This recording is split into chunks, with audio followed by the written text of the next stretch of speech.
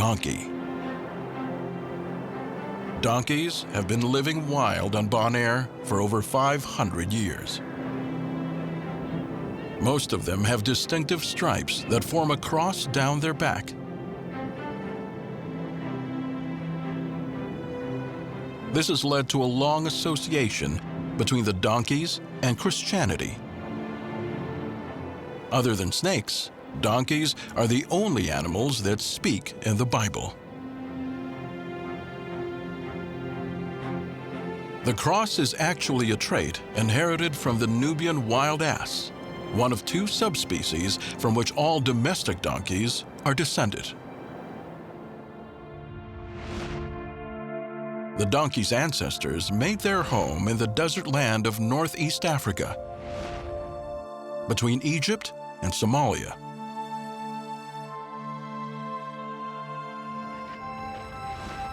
Then, over 5,000 years ago, humans domesticated them and brought them across the far reaches of Asia and into Europe. In the 16th century, it was the Spanish conquistadors that brought donkeys to Bonaire.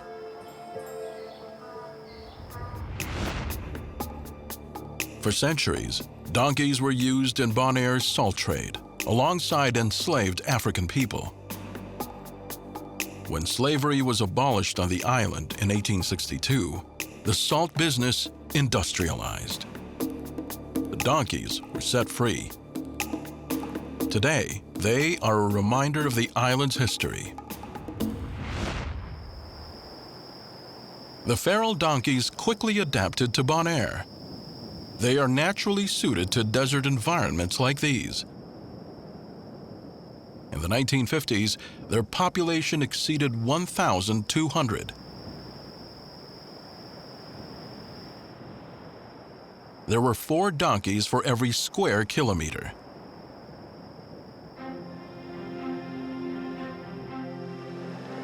Their diet here consists of grass, shrubs, and desert plants.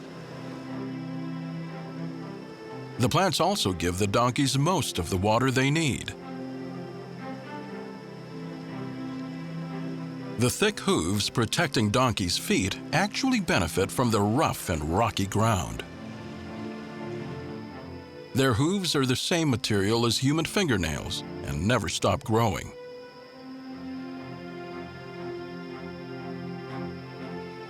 Trekking across the hard terrain files them down, protecting from painful overgrowth.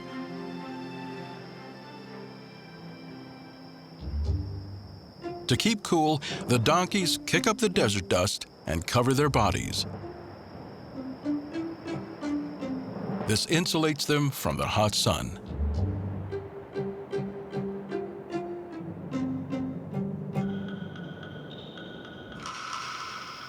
Male donkeys are called jacks. The dominant jack will lead a herd of around 20 individuals. The herd includes a harem of up to 8 females, their foals, and often a few subordinate males too. These days, the donkey's desert home is changing. Development on the island and a growing tourism industry have intensified competition for territory between jacks. And as humans move in on the donkey's turf, conflicts with their new neighbors are inevitable.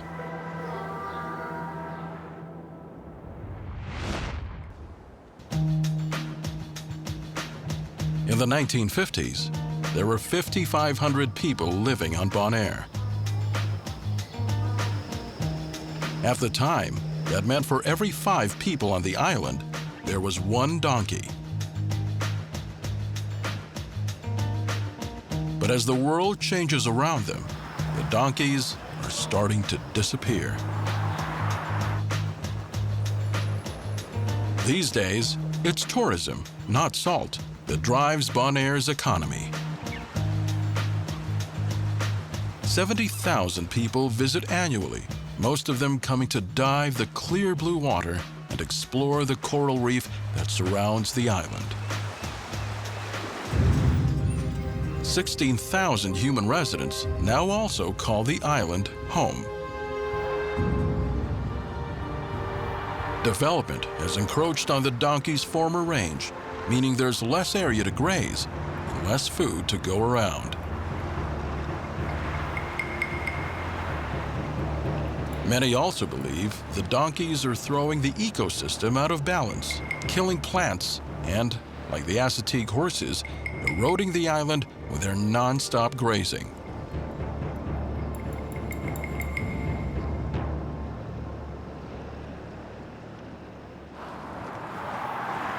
The donkey's brave new world is full of unknown threats, and their ancient instincts never prepared them for dangers like these.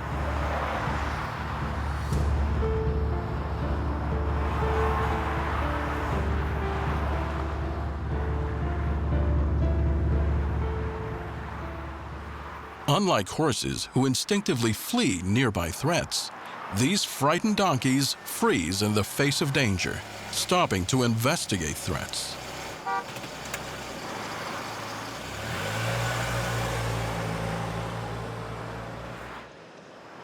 It's an impractical defense when your range extends across roadways. Donkeys stay close to the road for a reason. It's quite resourceful and efficient for grazing. The asphalt repels water, which means that during the rainy season, runoff from the road spills over onto the curbside, cultivating some of the island's most luscious greens. In recent years, up to 60 donkeys annually have been killed in motor vehicle accidents. Even though their numbers are declining, there are still too many donkeys and not enough space.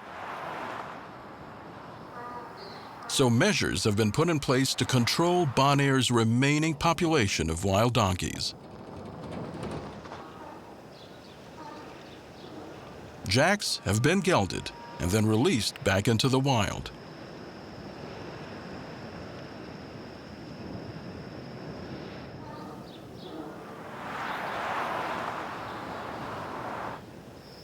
Meanwhile, mares are being relocated to a protected area, safe from the island's development.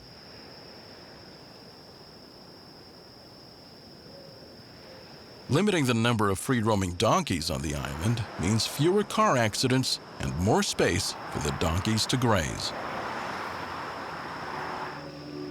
But population control may just be the straw that finally breaks the donkey's back. It might mean the long history of the donkey's wild life on Bonaire could be coming to an end.